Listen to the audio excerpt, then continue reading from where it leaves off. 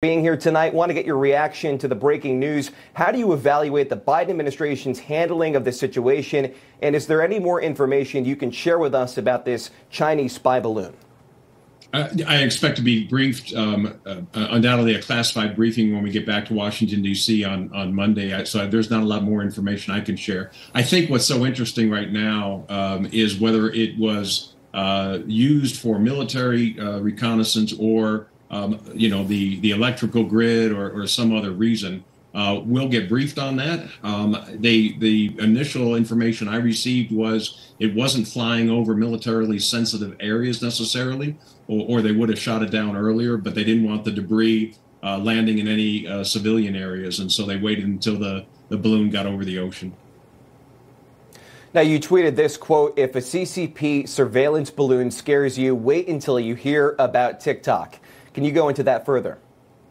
Yeah, well, TikTok is a Chinese-owned company. It is conducting surveillance on its users, part of the future war. And I'm not suggesting we're in a war or I anticipate a war, but the future wars will be fought using cyber warfare as well as space warfare. And the more information we give to the Chinese Communist Party, the more information they collect and are able to use against us in a cyber war. It is absolutely crazy that we are allowing China to collect that kind of information. And I have a bill now that would ban TikTok in the United States. The hope is that the company is sold to a U.S. company, or there are boundaries put on the information so that the Communist Chinese can't gather information on U.S. users.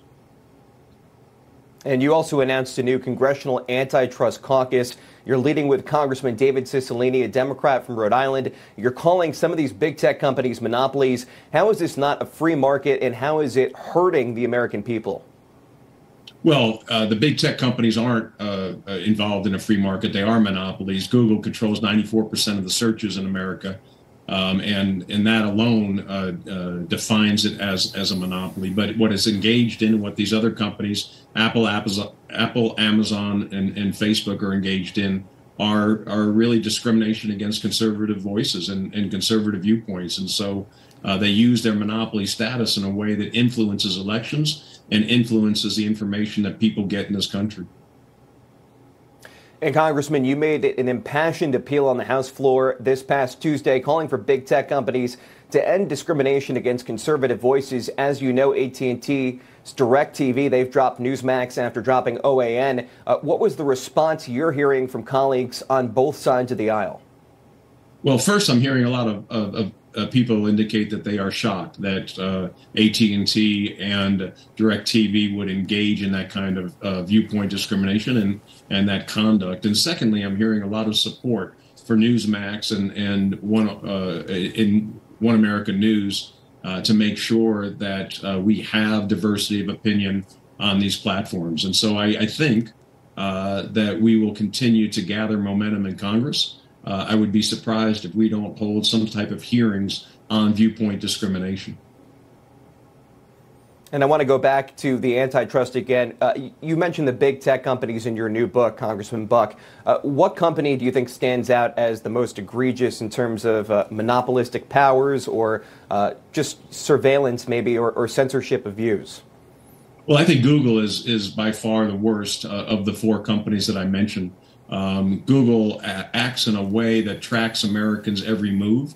And I encourage people, when they're not using Waze or Apple Maps, Google Maps, or other devices to get from one location to another with GPS, that they turn that off so that they aren't just giving information. But Google's controls the digital advertising space, the buy side, the sell side, and they bought the auction house that is engaged in that. And so they are in control of digital advertising, a very dangerous monopoly for the United States government to allow. All right, Colorado Congressman Ken Buck, thank you for being here tonight. Appreciate your time. Thank you.